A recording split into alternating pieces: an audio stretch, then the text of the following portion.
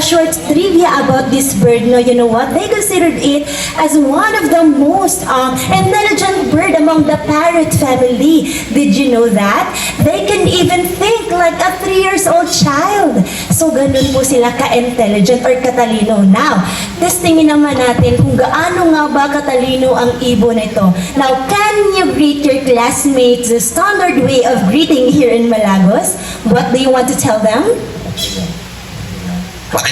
Wow, sabi niya, madaya, because that's how we greet here in Malagos Garden Resort. We say, mabuhay o madayaw. Pero wait, hindi ka nagpakilala sa sarili mo. Kindly introduce first your name to your classmates. What's your name? Mona. Oh, okay. Can anyone guess kung ano yung pangalan niya? Mona, hindi mo Mona. Noah, hindi mo Noah. Well, actually, I tell you, it's Donald. So, ulitin mo nga, what's your name? Noah. Donald, pasensya na po kasi po yung bird natin very slang and British accent po kasi siya. Ayan. So now, can you greet Donald and can everyone say good morning, Donald? Good morning, Donald. O Donald, sabi ng mga klase mo, good morning daw. Ano naman yung respond mo sa kanila? Good morning. Wow, sabi ni Donald, good morning daw din po sa inyo. Because as part of good manners and right conduct, when someone say good morning to you, the best response would be a good morning as well. And your turn, Donald. So, kumustahin mo naman yung mga kaklase mo. What do you want to tell them? Hello, how are you? Sabi ni Donald, hello, how are you? And the best response would be, I'm fine, thank you. How about you? So if you wonder why, how are these birds able to talk but actually Happy birthday to you. sabi ni Donald, happy birthday daw po sa inyo and may you have many more birthdays and blessings to come. Pero wait, because we have another teacher bird, Nigel, a sulfur-crested kakatu naman. So ang tanong, ano naman kaya yung gagawin ni Nigel for our birthday celebrant? Sing and dance. Wow, sing and dance! So ipakita mo naman sa amin. Music, please!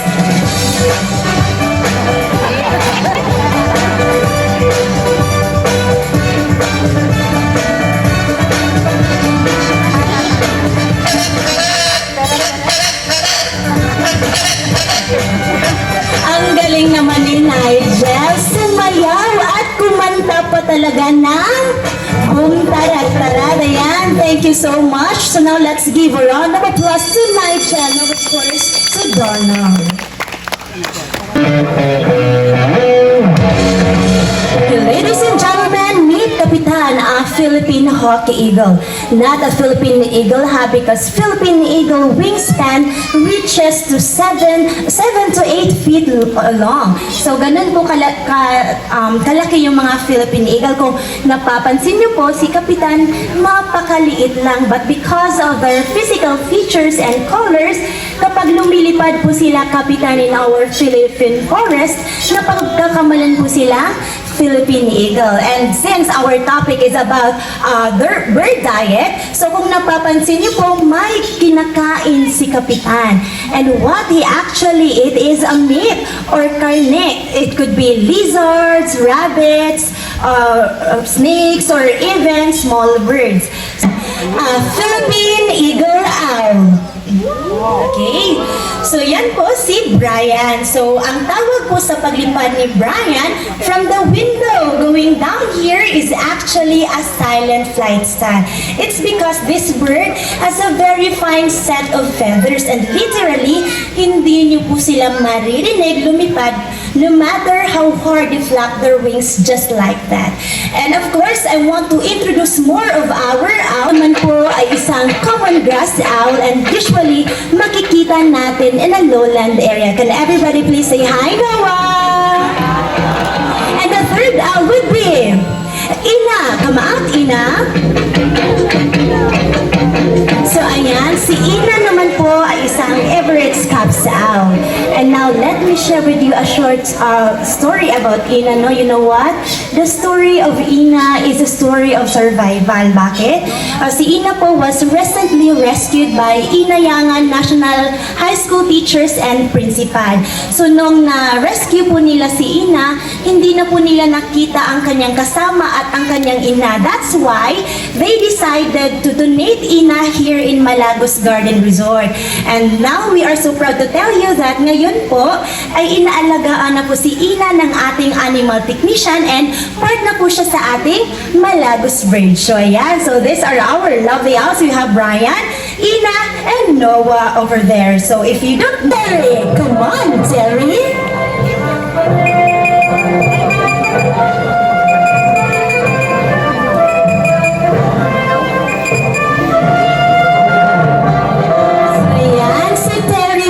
Isang Mindanao Tarektid Hornbill or Mindanao endemic bird. Ibig sabihin, dito lamang po sa Mindanao.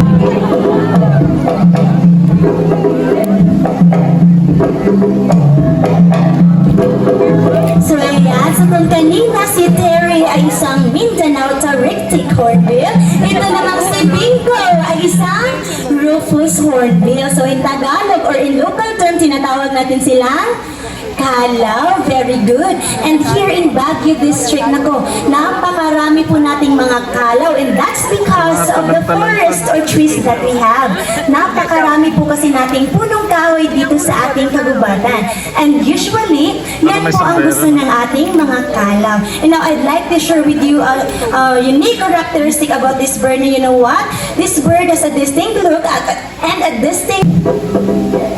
So yan, as you can see, this bird has a distinct way of moving around in the forest. Hindi lamang po sila lumilipad, but they actually love to hop and to jump from branches to branches. So that's how hornbills move around in the forest.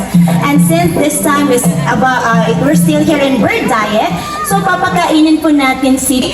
First, please don't hold on too tightly to your paper bill so that our teacher bird can do something about it.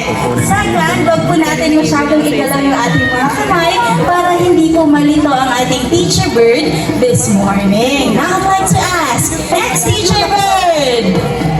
Nako, parang hindi pa ready, walang energy. Let's try that one more time with energy. Students of the next teacher bird!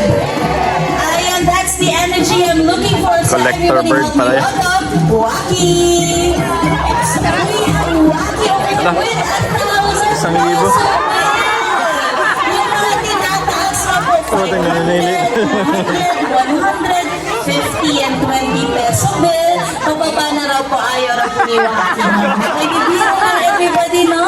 Unfortunately, we only have one teacher bird this morning. So for our volunteers, pwede na po tayong maupo. Palakpakan naman a round of applause for our volunteers and for our teacher bird this morning. Perfect, Now, I'd like to nainili pala. ask, kanina pong pera, ito nakuha ni Waki. Naku sir, tingnan niyo raw anong gagawin ni Waki sa perang nakuha niya.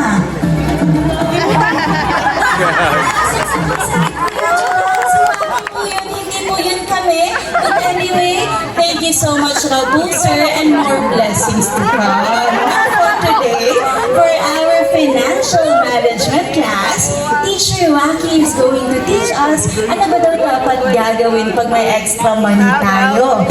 Another coin bank for shopping and another coin bank for travel. Sige nga Waki, ano dapat gawin pag may extra money? We have Waki over here playing around. Wala raw siyang gagawin sa extra money niya. Let's try that one more time, Teacher Waki. Let's teach everybody what should we do with our extra money. Sige nga. Ayan, very good. Everybody, according to Waki, save some for the bank for savings. The next one, saan yung next one, Teacher Waki? Ayan, ako, Teacher Waki just wants to say hi to everybody, no? Can we all give a cheer for Teacher Waki? Let's all say, go, Teacher Waki!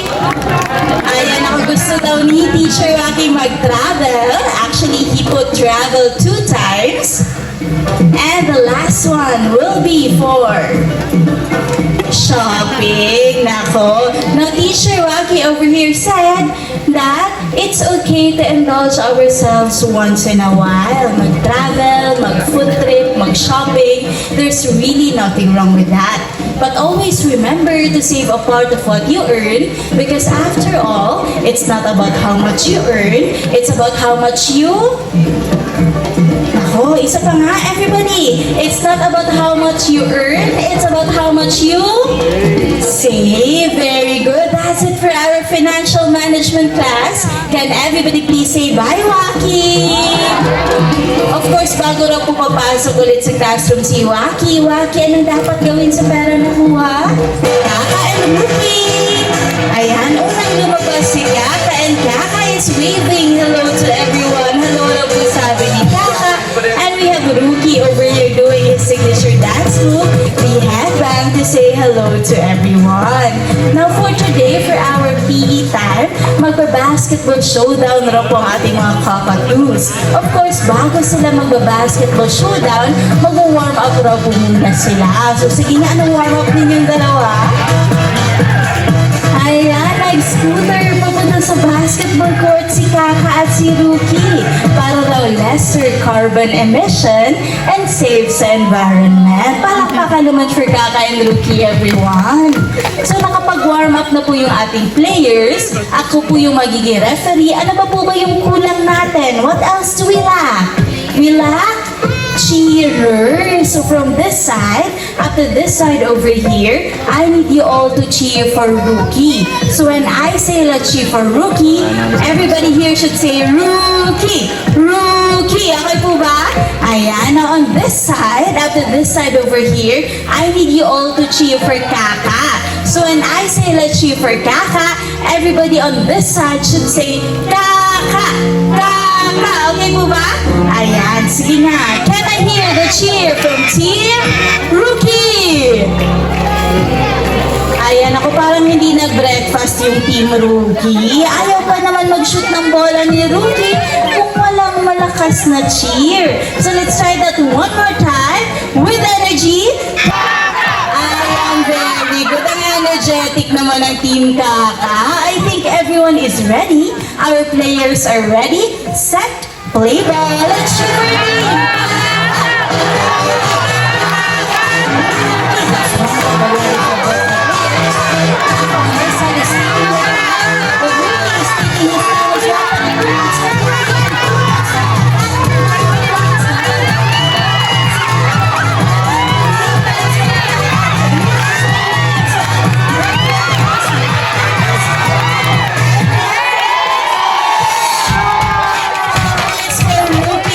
Well, so our winner for the first round would be...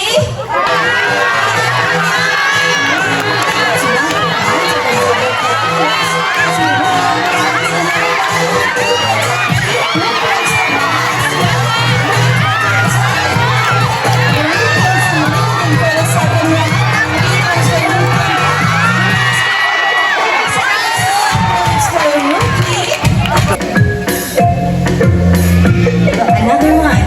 Ayan, very good. Sabi ni Rookie, umiikot-ikot raw po siya for his victory dance. Pero 2 steps raw po yung victory dance ni Rookie. What's the second step, Rookie?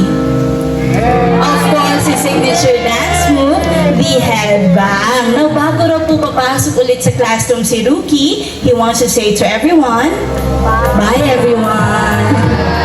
Bye everyone. Now, many are asking us now, how we need red our green-winged macaw. Now, macaws are birds with enormous beauty. Tingnan nyo naman si Red, diba? Very colorful and very majestic to look at. That is why it can be very tempting to just bring them home and make them our pets. But of course, it is very important to stress that macaws has a certain know-how for us to be able to properly take care of them. Take Red here for example. Red has been donated to our doors 15 years ago. And since Red is from Brazil, we cannot release him back to Philippine forest. Now you might be wondering, may mga parrots po ba na endemic sa Pilipinas? Answer to that is yes. 2 of which that we especially like to mention are the Gayaberos and the Philippine hanging parrot. Both of that you can read. Plastics are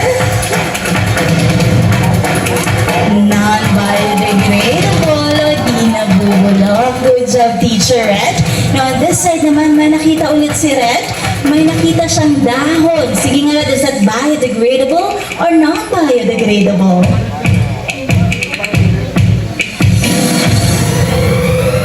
Eyes on Teacher Red, everybody. Oh, there's Teacher Red. I think he just wants to play around this morning. Can we all give Red a cheer? Let's all say, go, Teacher Red! Ayan, everybody according to Red, ang dahon na po ay biodegradable o nabubulok. Good job, Teacher Red.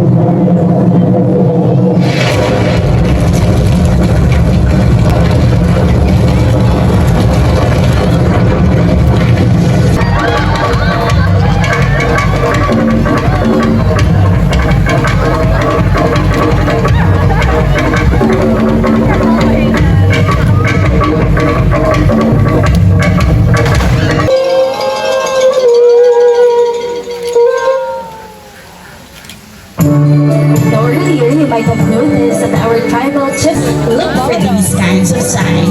And everybody over here can say to everyone, bye-bye everyone! Daghang salamat ug maayong buntag kay atong tanan.